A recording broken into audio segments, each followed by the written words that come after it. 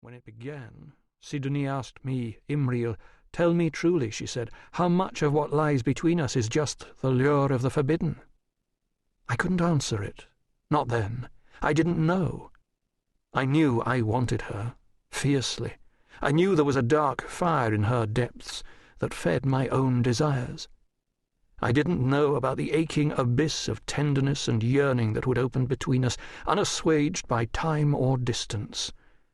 Nor, I dare say, did she. We discovered it together.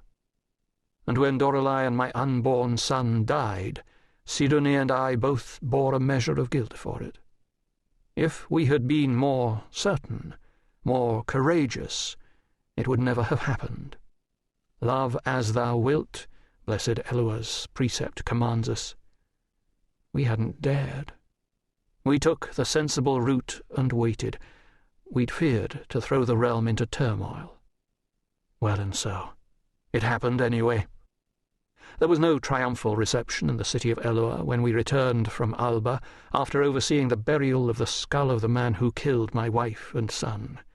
Still, Angelines will do as they will. A great many of them turned out in support the day we rode into the city, cheering wildly. There were Tsingani and Yeshuites among them too, for which I take no credit. For their part, it is Phèdre they adore. Phèdre no Delaunay, Comtesse de Montrève, my foster-mother, a heroine of the realm. For as long as I live, deserved or not, I will coast on the goodwill she and her consort Jacqueline have engendered among folk who long for heroes. But there were others, too. Not many, but enough. Knots of folk here and there amid the throngs. Men and women of middling age, sporting black armbands, eyes hard and faces grim. Where they congregated, the cheers were dampened.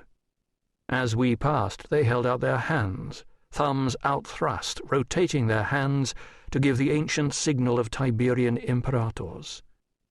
Thumbs down. Death. Why? I asked Sidonie as we rode. Who are they? Her face was pale.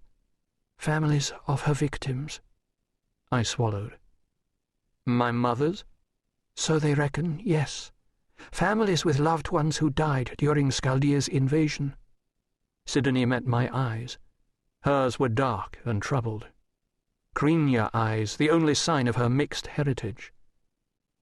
It's a reminder that your mother was condemned to execution and escaped it. They have a right to their anger, Imriel. No one said this would be easy. Are you willing to face it? You know I am. Are you? I asked softly. The cost you bear is higher. Somewhat shifted in the depths of her black eyes, a certitude settling into place. Her slender shoulders were set and squared. Yes. Then I stand beside you. I kneed the bastard. My speckled horse snorted and pranced, jostling alongside Sidonie's palfrey. I reached out to lay my hand over hers briefly. Always. For as long as you will have me, and longer, I will stand at your side. She squeezed my hand. I know. Neither of us knew for a surety what we would face upon our return. The Queen was opposed to our union, that much was certain. Whether or not she would actively seek to part us, not even Sidonie could say. Our company parted ways in the city of Elua. Phèdre and Jacqueline, along with their loyal retainers, T. Philippe and Hugues, would retire to Montrève's townhouse. I meant to continue on to the palace with Sidonie and her personal guard. I'd had quarters there, once. Queen Ysandre had granted them to me herself, delighted with my impending marriage to Dorelei, niece of the Cruach of Alba. Of course, she'd not known I was already in love with her daughter. She knew now. I didn't know if my quarters still existed. I didn't even know if I'd be welcome at the palace. Still, there was no way to find out but to try. "You're sure?" Phèdre asked, searching my face. "You could stay with us and send word to Ysandre, seeking audience. It might be easier." I shook my head. "I'm too old to hide behind your skirts, Phèdre. Or your sword," I added to Jacqueline.